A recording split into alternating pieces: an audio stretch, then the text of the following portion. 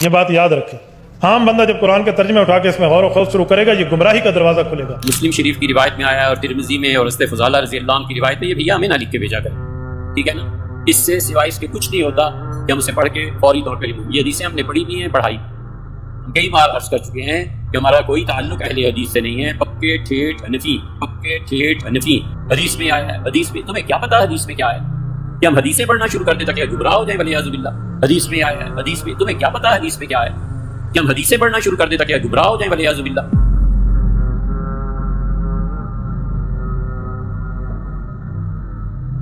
حدیث حدیث حدیث پڑھ کے گمراہ ہو جائیں گے۔ اوے تم لوگوں نے عزتیں ویل کی ہیں اللہ اور اس کے رسول کے نام کے اوپر، چندے اکٹھے کیے ہیں، جائیدادیں بنائی ہیں، کوئی محنت سے نہیں کمایا تم لوگوں نے، اللہ رسول کے نام کا کھا رہے ہو اور بات یہ کرتے ہو کہ حدیثیں ہمیں سناؤ ہم گمراہ ہو جائیں گے۔ عزتیں ویل کی اللہ اور اس کے رسول کے نام کے اوپر، سواریاں سوار کی مکے اور مدینے کی آوازیں لگا کر اور پھینک دی جا کے دیوبند میں اور بریلی میں۔ غدار ہو تم رسول اللہ کے صلی اللہ علیہ وسلم، پکے غدار ہو۔ اسی لیے دیکھو پھر اللہ نے تمہارے اوپر چیز کیا چھوڑی ہے، ہاں نبی کے جیسا ہے ہی کوئی نہیں، باپ بیٹے شے ہی کوئی نہیں۔ حدیثیں نہ سناؤ میں، تنو سی فتاوا شامی سنائیے، در مختار کے حاشیہ رد المختار، جس میں لکھا ہے کہ اگر آپ کو یقین ہو کہ اپنے خون اور پیشاب سے سورہ فاتحہ ماتھے پر یا تعویذ لکھنے سے شفا ہو تو آپ کر سکتے ہیں۔ اے تیرے بابے نہیں کٹر ٹھیٹ انفی،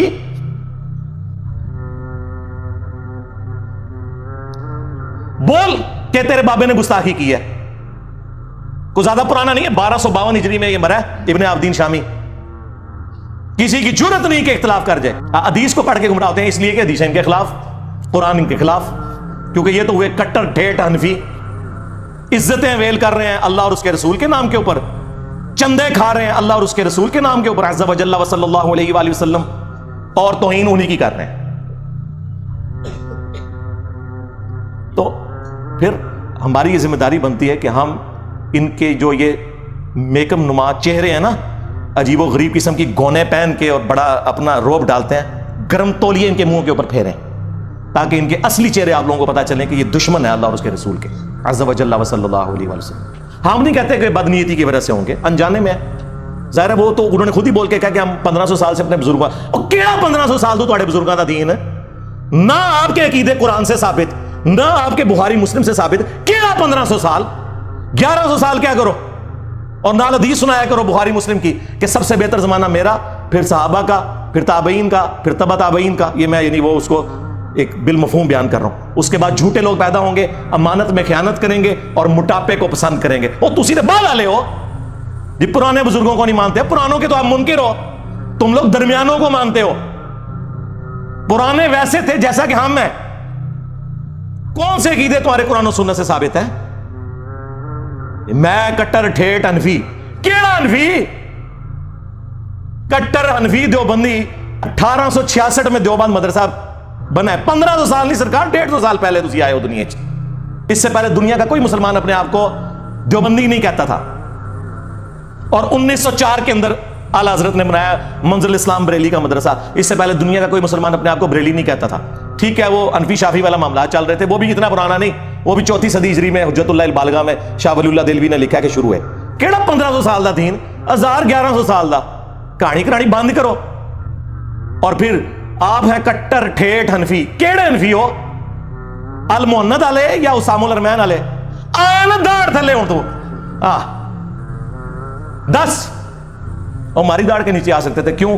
ابو داؤد ترمذی ابن ماجہ میں حدیث ہے، میرے بعد تم بہت اختلاف دیکھو گے، اس وقت علیکم بسنتی وسنت الخلفاء الراشدین المہدیین، میری سنت اور میرے خلفاء راشدین کی سنت کو لازم پکڑ لینا، داڑھوں سے پکڑ لینا۔ تو جنہوں نے اپنی داڑھوں سے قرآن و سنت کو پکڑا ہوا ہے، خلفاء راشدین کو پکڑا ہوا ہے، انہی کی داڑھوں کے نیچے آپ لوگ آ سکتے ہیں۔ ہاں، اور نہیں یہ غامدی صاحب سے حوالے کرنے والی چیزاں نہیں نے، یہ 4 سٹیج دا کینسر ہے، سیدھا لیزر نہ علاج ہوئے گا نا، تھا کیمو ہوئے گی۔ یہ مطلب ان لوگوں کے حالات و واقعات۔ تو المحند المفند میں انہوں نے لکھا ہند کی تلوار ایک سٹھائے ہوئے بابے کے اوپر، اور پھر اس میں تقی عثمانی صاحب کہتے ہیں اللہ نے ہمارے کافرین کو ایسا بنایا تھا تو ہم نے کہا تھا ایسا بنایا تھا کہ مفند کہتے تھے دوسروں کو وہ، ہاں ایسا بنایا تھا اللہ نے ہمارے کافرین کو، ایسا بنایا تھا. بڑے فخر یہ بیان کرتے مولانا کہتے تھے. اس میں انہوں نے لکھا کہ احمد بریلوی اور ان کی پوری جماعت ایک شیطانی لشکر ہے جو علماء دیوبند رضی اللہ عنہم پر حملہ آور ہوئی ہے. 14ویں صدی سے مولوی رضی اللہ عنہ، جیسا کہ شیاطین حملہ آور ہوتے تھے انبیاء کے اوپر. یہ آپ دیکھ لیں کدھر اپنے بابوں کو کہاں کھڑا کرتے ہیں. تو وہ مفتی صاحب جو فرما رہے ہیں میں کٹر ٹھیٹ حنفی، یہ الفاظ انہوں نے خود بولے ہیں، یہ نہ سمجھے میں کو چنگے بلانا ہوا، انہوں نے خود بولے نے.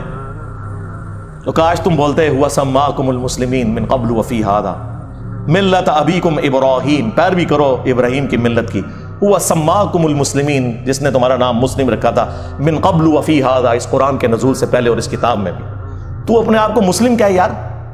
بخاری مسلم میں حدیث ہے کہ قرب قیامت میں جب آخری جنگ ہوگی یہودیوں کے ساتھ دجال کے خلاف، تو کسی پتھر کے پیچھے یا کسی درخت کے پیچھے بھی کوئی یہودی چھپا ہوگا تو وہ پتھر اور درخت بھی بولے گا یا مسلم، میرے پیچھے یہودی ہے اسے قتل کرتا ہے. یعنی میدان جنگ کی بات ہو رہی ہے، عام علیہ نہیں مارنے پائی، عام علیہ دعوت ہی پیش کرنی ہے. تو سوائے غرقد کے درخت کے، وہ یہودیوں کا درخت ہے، وہ انہیں پناہ دے گا. یا مسلم کے الفاظ ہیں، یا سنی یا شیعہ یا دیوبندی یا کٹر حنفی ٹھیٹھ دیوبندی، یہ نہیں ہے، یا کٹر بریلوی نہیں ہے، یہ الفاظ ہیں وہاں پہ، یا مسلم. تو اس وقت تو آپ لوگوں نے کہنا یہ انجینئر تھے، کوئی اسٹوڈنٹ بول رہا ہے پیچھوں، میں تو مسلم میں ہی نہیں. آپ بول رہے ہیں کسی کے سامنے میں مسلم ہوں، باقی چیزیں میں کافر ہوں. بھائی اگر تو کافر نہیں ہے مسلم ہے تو بھی لکھنا مسلم، اسی کے اوپر فخر محسوس کر. کتنی دمیں لگائی ہوئی ہیں انہوں نے اور رکنے کا نام نہیں لے رہی. ہر ایک آتا ہے اپنی ایک بیچ میں لچ تال کے چلا جاتا ہے، وہ کہتا میرا بھی فرائی کر لو بیچ اے لو. تو یہ جناب اپنے بزرگوں کے بارے میں کبھی یہ جملے نہیں بولیں گے کہ ہمیں حدیثیں نہ بتائیں. اللہ کے نبی الاسلام یارہ تمہارے بابے تو نہیں چھوڑ کے گئے. ہاں صحیح مسلم میں خطبہ موجود ہے نبی الاسلام کا، اور بخاری میں موقوفاً ابن مسعود سے بھی ہے، بخاری مسلم دونوں میں ہے. نبی الاسلام ہر خطبے سے پہلے کہتے تھے اما بعد فإن خیر الحدیث کتاب اللہ وخیر الہدی ہدی محمد صلی اللہ علیہ وآلہ وسلم وشر الامور محدثاتها وکل محدثۃ بدعہ وکل بدعۃ ضلالہ وکل ضلالۃ فی النار. کچھ الفاظ ترمذی کے اور نسائی کے بھی ہیں. آگاہ ہو جاؤ سب سے بہترین کلام اللہ کی کتاب ہے اور سب سے ہدایت یافتہ راستہ محمد صلی اللہ علیہ وآلہ وسلم کا ہے. بدترین کام وہ ہیں جو دین میں نئے جاری کیے جائیں، اور وہ کام بدعتیں ہیں. تمام بدعتیں گمراہیاں ہیں اور تمام گمراہیاں جہنم میں لے جانے والی ہیں، والعیاذ باللہ تعالی. اور یہ کہہ رہے کہ جی حدیثیں پڑھ کے گمراہ ہوں گے، نبی الاسلام تو ہمیں یہی کہہ کے گئے.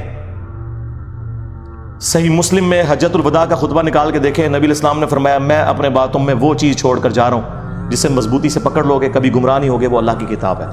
مسلم شریف میں صرف کتاب اللہ کا ذکر ہے. سنت کو ماننا کتاب اللہ ہی کو ماننا ہے. من یطع الرسول فقد اطاع اللہ. البتہ ایک حسن درجے کی روایت المستدرک للحاکم میں ہے، وہاں پہ کتاب اور سنت دونوں کا ذکر ہے کہ ان دونوں کو مضبوطی سے پکڑ لینا. کوئی بابا پکڑنے کے لیے نبی الاسلام نے نہیں فرمایا، حالانکہ نبی الاسلام کے پاس تو وہ بابے تھے جو چھوڑے بھی جا سکتے تھے. کون؟ صحابہ کرام، اہل بیت، خلفاء راشدین. لیکن نبی الاسلام کو پتا تھا کہ کچھ عرصے بعد انہوں نے بھی تو فوت ہو جانا ہے. آج کی ڈیٹ میں جو رسول اللہ کا سٹیٹس ہے وہی اہل بیت کا اور صحابہ کرام کا سٹیٹس ہے. سب دنیا سے چلے گئے. البتہ قرآن دنیا میں موجود، سنت کا ریٹن ریکارڈ موجود، اس لیے حضور نے وہ بات کی جو آخری انسان تک کے لیے بچنی تھی. ورنہ اگر کہتے ہیں میں ابو بکر کو چھوڑ کے جا رہا ہوں تو 2.5 سال بعد تو حضرت ابو بکر کا وہی سٹیٹس،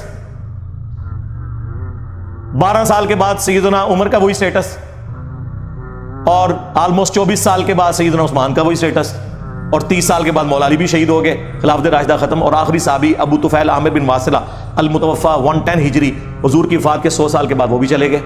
تو نبی الاسلام نے بات وہ چھوڑی جس پہ عمل کرنا ہے، اور پھر اس کو سپر سیڈ کرنے والا خطبہ غدیر خم کا خطبہ صحیح مسلم کے اندر.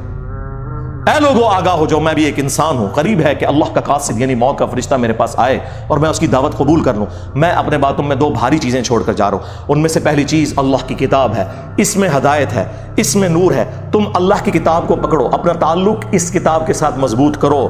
اللہ کی کتاب اللہ کی رسی ہے، جو اسے پکڑے گا ہدایت پر ہوگا، جو چھوڑ دے گا گمراہ ہو جائے گا. مجھے اپنی زندگی میں قرآن کی تعریف میں اتنے زیادہ جملے کسی سے حدیث میں نہیں ملے جو غدیر خم کی حدیث میں ہے. 6225 سے لے کے 6228 تک مولا علی کے فضائل والے چیپٹر میں صحیح مسلم ہے.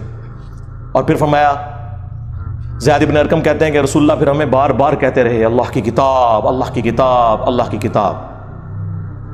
اور پھر فرمایا دوسری بھاری چیز میرے اہل البیت ہیں، میں اپنے اہل البیت کے بارے میں تمہیں اللہ کا خوف دلاتا ہوں. اور یہ جملہ آپ نے 3 دفعہ ریپیٹ کیا. لیکن امت بالکل الٹ چلی، نہ قرآن کو پکڑا نہ اہل بیت کو زندہ چھوڑا، بالکل الٹ چلی. اور چونکہ حضور کو بتا دیا گیا تھا، اور یہ خطبہ آپ نے غدیر پہ اسی لیے دیا ہے جہاں اہل شام اور اہل مدینہ تھے، انہیں شامیوں نے صفین میں مولا علی کے ساتھ کام ڈالا نا. حجۃ الوداع پر جو روایتیں ہیں وہ اتنی مضبوط نہیں ہیں، غدیر پہ ہیں. اور مسند احمد میں تو آگے بھی حدیث چلتی ہے، مولا علی کا ہاتھ پکڑا اور پھر صحابہ میں بلند کیا من کنت مولا فہذا علی مولا،